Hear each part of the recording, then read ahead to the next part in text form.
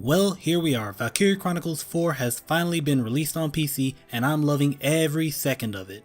Currently I'm only around chapter 4, but I can pretty much confirm if you did enjoy the first Valkyria Chronicles, this is a must buy.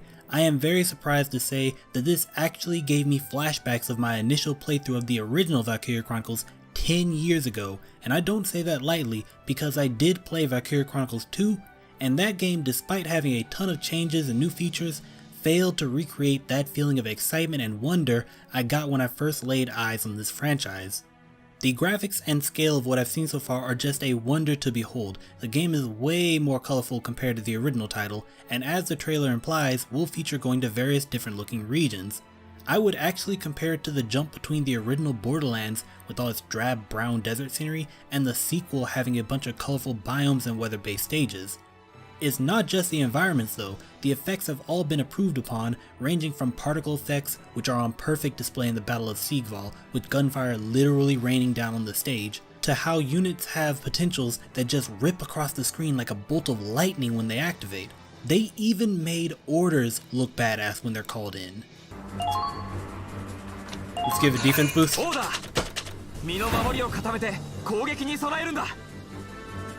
Paperwork.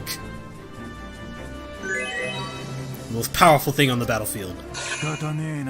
One thing I do notice though is that this game does feel distinctly more anime than before, or at least in the sections I have seen so far.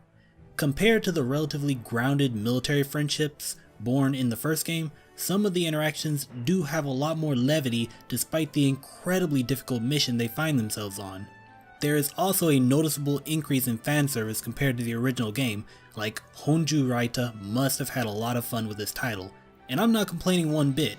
You can even see this in some of the character designs of the main cast, with both Kai and Reilly running around the battlefield in spandex and a skirt respectively. The fanservice so far is not that over the top, but compared to how VC1's sexiest feature was the body proportions of the main antagonist, it's a striking difference. Also, while to this day I still can't confirm this story, I still love the claim I heard that Raita was told to be more realistic with the character designs, but he was given one character to have free reign on, and that's how we got Sylvaria. Obviously Kai is my favorite character, both design, personality, design, and gameplay wise, but the other characters are pretty cool too. The main character, Claude, is an ace with something to prove, no Welkin but pretty decent. Raz, I'm super 50-50 about. On one hand, he's brave, excited, and badass just like, any other wartime anime character, but on the other hand, he's kind of a douche and headstrong enough to put his team in danger just to have a little fun. And then there's Reilly, a new unit type and a skeptic to Claude's heroism due to trauma in their history. As far as the less important squad mates go, my current favorite is Viola, a blonde shock trooper unit with a problem with authority. Ugh. Leader, I guess. And a cool potential that gives her bonus AP at half health, which is a sign that potentials are going to be much less boring in this game compared to the first. Speaking of gameplay, let's roll back onto Reilly because yes, we indeed have a new unit type in the game called Grenadier. Now Valkyria Chronicles is no stranger to new unit types. Valk 2, the only other one I've played, include a slew of new units, but none of them were unique enough to give me back the sense of amazement I had when I first targeted an enemy in the original, aside from maybe the gunner, and I never expected to ever get that feeling out of this series again. I was wrong. How they implemented the Grenadier class in this game is amazing, with a very unique looking weapon type, really mechanical looking animations when they set up and fire, but most importantly, adding a new dimension to the game.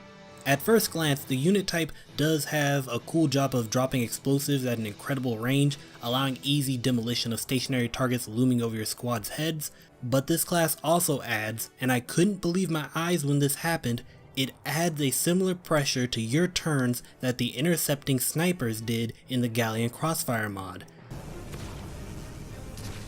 Now this thing said she could intercept through... What do they mean by that? Let's see. Oh snap! That's hype! That's hype! Wasn't effective at all, but that's hype! I don't know if the devs were simply thinking on the same wavelength as the mod creator or if they actually took inspiration from the mod itself, but one of the more exciting features of Gallant Crossfire was the fact that during your turn, you were not safe. There was an air of pressure from enemy snipers that made movement feel like an actual battlefield, and in Valk 4, while snipers are right back to their lazy selves, though they do team attack now, thank God, the Grenadier class now rains explosives on the enemies during their turn, and even cooler, can rely on teammates for targeting enemies outside of their line of sight, giving more reason to having a sniper or scout watch the enemy's movements at all times. The best part of this is that they actually accomplished this feat without making the game incredibly difficult as a result, since the Grenadier units are relatively easy to deal with and have moderately poor accuracy, leading to moments where, like in an action movie, you have units running across the battlefield with explosions happening around them. It adds in a much more manageable form of pressure onto your turn without the crazy hard difficulty of getting sniped from someone you can't even see. Okay, quick update. I played a little bit further after I wrote this script, and surprise surprise, motherfucking intercept snipers are actually in Valkyria Chronicles 4. Another beneficial change and a major addition to the game is the ability for leader units to get one turn where they can command normal units to run with them, allowing greater mobility and an easy way to have slower units keep up with their teammates rather than getting left behind as the squad advances. Then there are the changes to tanks, having them consume 1 CP instead of 2, a new morale system to increase the likelihood of potentials to happen, larger stages, an accessory slot to customize units. This is exactly what I wanted from a main console, quote unquote, Valkyria Chronicles sequel. They even brought back the classic VC weapons as possible equipment despite the fact that there are shiny new weapon models to play with. Of course there are some things I don't like the fact that you still can't see all of your squad mates' potentials when you're in the recruiting menu, though the complete stats menu is right next to it, but I am happy to just gush about this game right now.